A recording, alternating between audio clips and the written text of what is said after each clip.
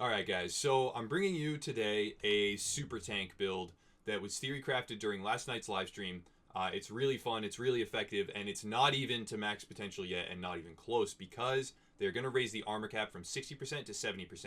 At least that's what's been said on the state of the game. That's what I'm under the impression of. If that's incorrect, I have yet to be made aware of it, but if they do increase the armor cap from 60% to 70%, and I'll show you right now what I mean. If I enter cover, due to some of the mechanics that I have, robust and sturdy and stuff, I will then start to get much higher on the armor scale. I have 15,960. That's well more than enough to armor cap myself at 70% if they change it from 60 to 70. And since armor increases in potency per point after, 50%, that's going to be a really big change, okay? That's going to make the difference from this build being, super tank to being nigh unkillable. But when that comes, I'll deal with it then. I've just prepped for it. I'm ready to go. When that change is implemented, this build will just suddenly become godlike instead of just really cool and really good. So that's wasted armor at this point, but in the future it won't be. Now, the premise of this build is to stack mitigation from a whole bunch of different sources on top of each other to be able to tank basically indefinitely inside of cover against one agent and for a long time against 2, 3, or 4. If you have your signature, it's even longer. Essentially, you're trying to give your teammates about a 10 to 15 second period where everyone is focus firing you and can't bring you down and not moving or not moving as much or remaining outside of cover, all these different things so your teammates can swoop in and annihilate them. That's the idea. You're also going to be trading with targets that are primarily outside of cover themselves, so a lot of these bonuses stack on top of each other to become very powerful and synergize very well. So the premise is 4-piece Banshee to start off with. Banshee Shadow backpack. It's got stamina. I'm going for a tank build again. It's got armor, of course. This is essential to the build. It's got burn resistance, which doesn't really matter. And then in the mod slots, I have firearms with armor. If you were to have performance mods that don't have sticky bomb, explosion radius, those are the only ones I have.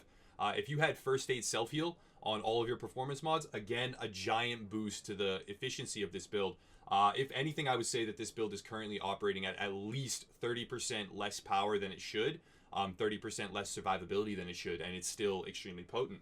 So that's what I'm running for a backpack. Moving on to the gloves, I have health on kill, SMG damage, critical hit damage with electronics gloves. I did spec one piece into electronics, and almost all the rest are in stamina.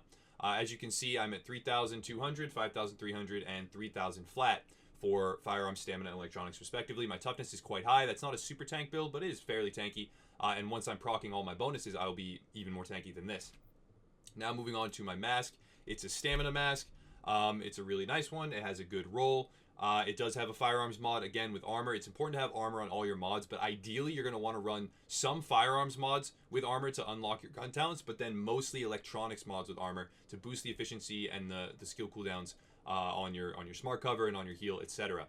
The mask is pretty good. It has health on kill, blind def resistance, but that's not really relevant to anything. The idea is just a stamina mask to add to your bulk, to your tanky stats. Moving on to my knee pads, it definitely critical to roll armor here. There's stamina knee pads, again an armor mod, firearms with armor mod, and a pulse critical hit chance mod. Again, first aid self heal is paramount here. I don't have any, but it would make you even more survivable. Now, the 3-piece bonus of this set is important because when you're in cover, face tanking everything that they can dish at you, they'll probably be standing 3 feet away from you out of cover. So you're going to proc that 10% damage to targets out of cover routinely against whoever you're face trading with, or even if you're not shooting and you decide to later on, you're going to have it active. While rogue, all ammo is completely refilled and damage taken from non-rogue players reduced by 10%. This is key as well. If you're going manhunt with your team, you want to have that timer because that's another 10% mitigation on top of your already maxed out armor. If they do make the armor change on top of that 70%, and there's a whole bunch of other mechanics in play as well. So moving on to my chest piece, the way I'm going to reach this hypothetical 70% cap when it launches, and right now reach this easy 60% cap, is to have robust, increase armor while 30% in cover, so you're immediately taking cover, and that should almost completely allow me to meet the 70% cap, but in case it doesn't, I'm going to be using sturdy, so after 4 seconds, I'll have 15% increased armor, up almost to 16,000 armor, which is definitely enough.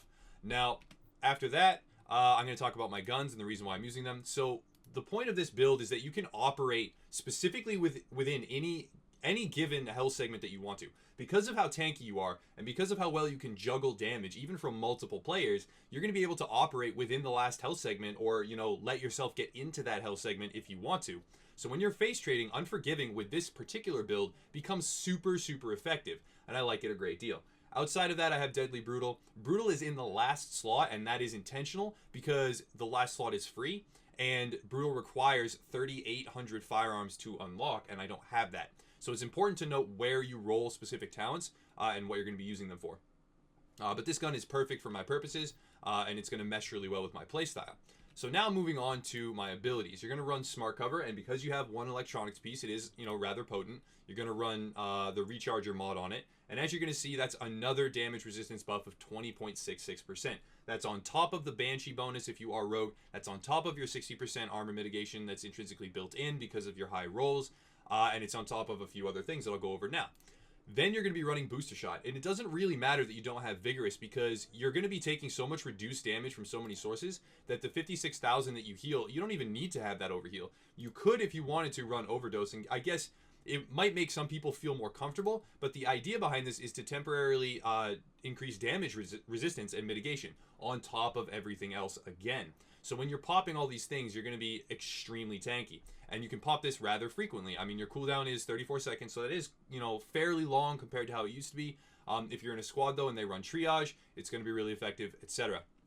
So then moving on to your talents, and these are actually quite important. So you're going to run Strike Back, and this is essential because when you reach low health, which you can time, you know, you can let yourself reach low health, basically whenever you feel like, and then, you know, pop a med kit to get, you know, higher up into the next bar, or pop your Booster Shot to gain extra mitigation and heal.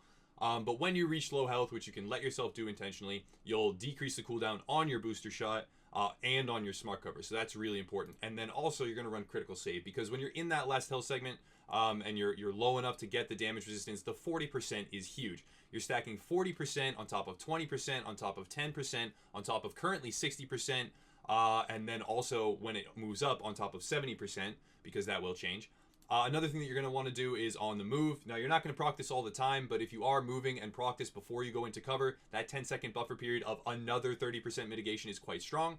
And then also Tactical Advance. As you're moving from cover to cover, you'll keep robust proc during that entire time, and you'll get the 2% bonus weapon damage, and you can time it for when you're, you know, procced in your Unforgiving health segment, so you have an extra 25%. It all stacks on top of itself to become extremely strong.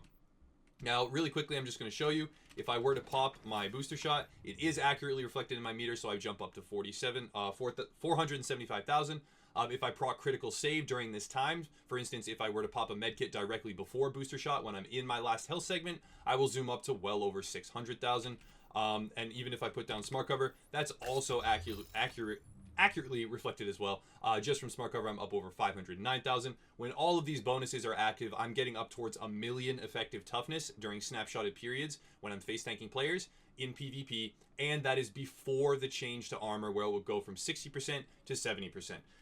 All of this in tandem with the fact that I can do damage, and the amount of damage that I've sacrificed in order to become this tanky is not that much, which means I can still out-trade enemy players.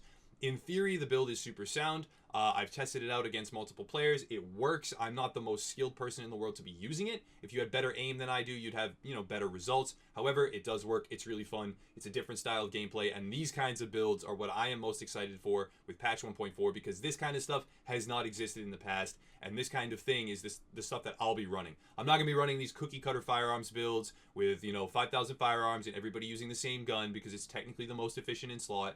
I'm going to be running builds like this and doing weird fringe mechanics that I consider to be extremely fun. Yeah, that's about it. I'm going to kick it over to a very small amount of gameplay so you can see it in practice against a player. However, I don't have an abundance of gameplay because I was pressed for time today. But here we go, and hopefully you enjoy. Okay, so I've gone rogue right now. Yank2, a big shout out to him. Thank you so much, man, is now shooting me. As you can see, my health drops rather quickly, but once I've procced my bonuses, it doesn't drop as fast anymore. As you can see, going real slow, I can time it. I'm in my last health segment. If I were to trade with him right now, I would have 25% bonus damage from Unforgiving. I can proc my med kit. Hopefully my heal rotation comes off cooldown in time. As you can see, sometimes he's reloading, and I didn't proc Booster Shot in time, but if you are more on point than I am, you can effectively survive indefinitely against a single player.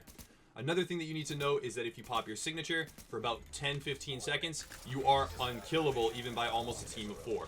So when he does finally, get me down, I do pop my signature. As you can see, the damage essentially stops. Now, behind him, El Freeps was actually shooting him one time. That's exactly what the build is designed to do. The players are going to get so frustrated with the fact that they can't kill you that they're going to stand out of cover and shoot you in the head repeatedly while your teammates can just come in and wipe them, because the time to kill other players is much lower and the time to kill you is extremely high. So it's a really fun build. I enjoy it a great deal. I think that it's got massive potential in the Dark Zone. And overall, I'm really, really happy with it. And this type of fringe build is what has me most excited. So if you liked the video, please support and check the links below. And as always, guys, thanks for watching and have a nice day.